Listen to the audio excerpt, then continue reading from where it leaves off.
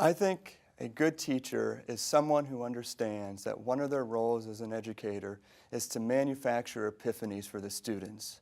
We have the students for such a short amount of time, maybe 2 days a week for an hour and 15 minutes, maybe a little bit longer, and we have to get the students to understand how our content connects to other academic disciplines, our content connects to their professional life, and our content connects to their personal life. And I think that's really important, that students have those moments of clarity, and we have to get them to those moments as quickly as possible because we don't have them for very long.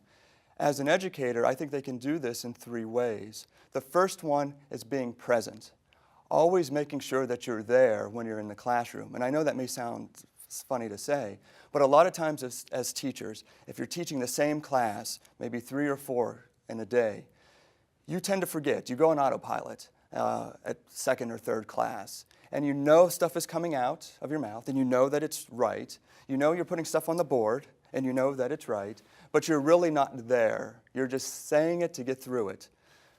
When you're present, you can see the students, and you can see if they're really getting what you're saying. You can understand places where you might not be clear because of the way the students' facial expressions are, or if they stop taking notes and just look at you. So it's important to be present as an educator at all times. The second one is being engaged.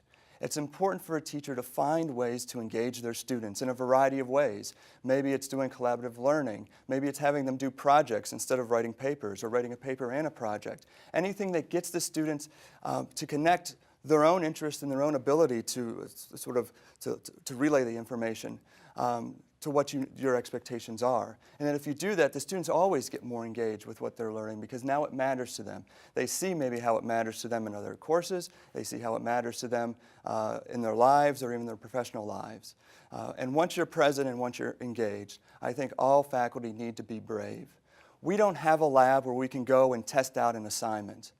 We just have the classroom. The classroom is our lab, and we have to be willing to go into the classroom and figure out if what we're going to do works or not, and just do it and see what happens. Sometimes it might be a wonderful failure.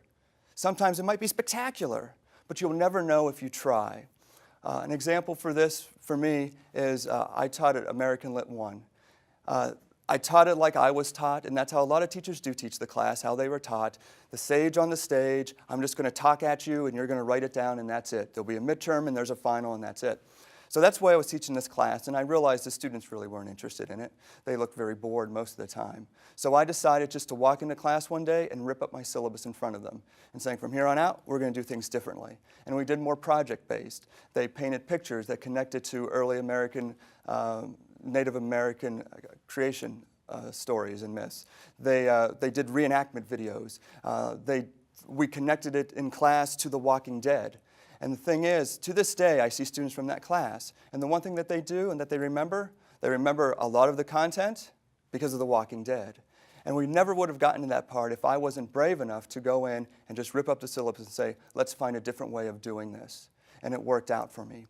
And I think that teachers who are present, who are engaged, and who are brave can help students achieve those epiphanies so that they are more successful not only in that class, but in their academic, professional, and maybe personal lives.